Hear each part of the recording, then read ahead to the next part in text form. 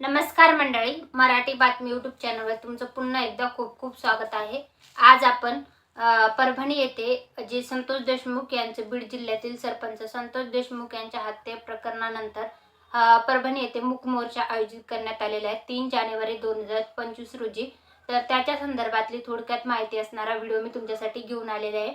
व्हिडिओला सुरू करण्याच्या आधी तुम्ही जर चॅनलवर नवीन असाल तर चॅनलला सबस्क्राइब आणि व्हिडिओला लाईक करा आणि व्हिडिओ शेवटपर्यंत नक्की पहा, म्हणजे तुम्हाला यातल्या सगळ्या गोष्टी यात क्लिअर होतील। तर संतोष देशमुख यांचं अपहरण करून हत्या करण्यात आली होती 9 डिसेंबर 2024 रोजी आणि त्यानंतर बीड जिल्ह्यामध्ये वातावरण जे होतं ते पूर्णतः तापलं होतं आणि आतापर्यंत बीड जिल्ह्यामध्ये त्यानंतर बुलढाणा जिल्ह्यामध्ये आणि आता परभणी जिल्ह्यामध्ये मूक मोर्चाचं आयोजन जे आहे ते करण्यात आलेले।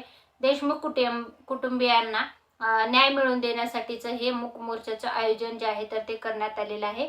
तर आज आपण पाहणार आहोत संतोष देशमुख यांची हत्या अत्यंत क्रूरपणे केली, या घटनेतील सर्व आरोपी सह आरोपी यांना तातडीने अटक करावे, त्यांना शिक्षा द्यावी, यासाठी हा मूक मोर्चा आयोजित करण्यात आलेला आहे।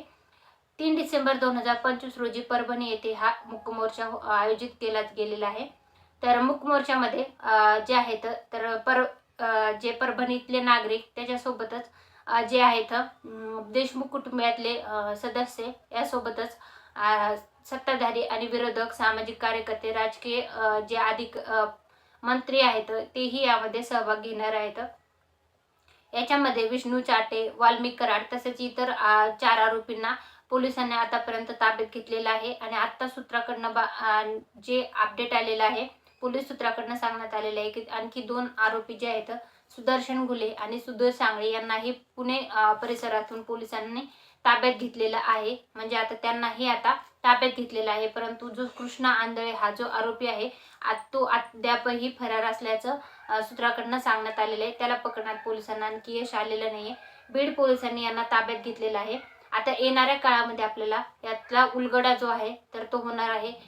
पवनचक्की जे आवधा कंपनीची जे पवनचक्की प्रकरण होतं त्याला खंडणी मागितल्याच्या प्रकरणावरनं हे जे घडलेली घटना आहे तर त्याच्यामधले आरोपी सह आरोपी त्याच्यामध्ये मग खंडणी असो, धमकी असो, दमदाटी असो, हाणमार असो किंवा हत्या असो, अशा प्रकारच्या घटना ज्या आहेत ते बीड जिल्ह्यामध्ये वारंवार होताना दिसत आहेत आणि त्याच्या संदर्भातलं जे आलेलं हे संपूर्ण अपडेट आहे।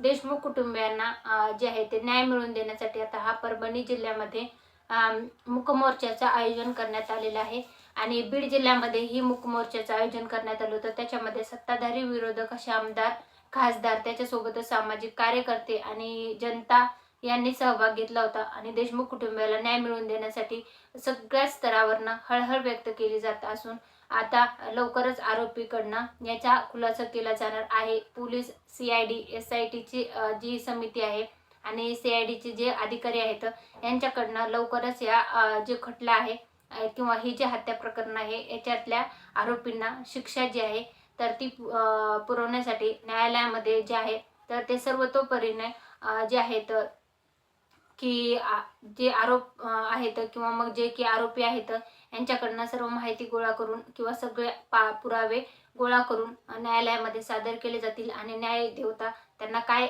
शिक्षा देतं ते आपल्याला पाहायला येणाऱ्या काळामध्ये मिळणार आहे। तर हे आहे बीड जिल्ह्यातील संतोष देशमुख हत्या प्रकरण आणि त्यानंतर घडलेले बीड जिल्ह्यामधले जे वातावरण आहे त्याच्या संदर्भात आज परभणी जिल्ह्यामध्ये देशमुख कुटुंबियांना न्याय मिळवून देण्यासाठी जो मूक मोर्चा आयोजन केलेला आहे त्याच्या संदर्भातली संपूर्ण माहिती होती। तर ही होती संतोष देशमुख यांना न्याय मिळवून देण्यासाठी परभणी जिल्ह्यामध्ये मूक मोर्चाचं आयोजन केलेलं आहे त्याच्या संदर्भातली बातमी। तर तुम्हाला ही संपूर्ण बातमी आणि माहिती आवडली असेल तर व्हिडिओला लाईक करून जा। व्हिडिओ शेवटपर्यंत पाहिला असेल तर खूप खूप धन्यवाद। Thanks for the watching.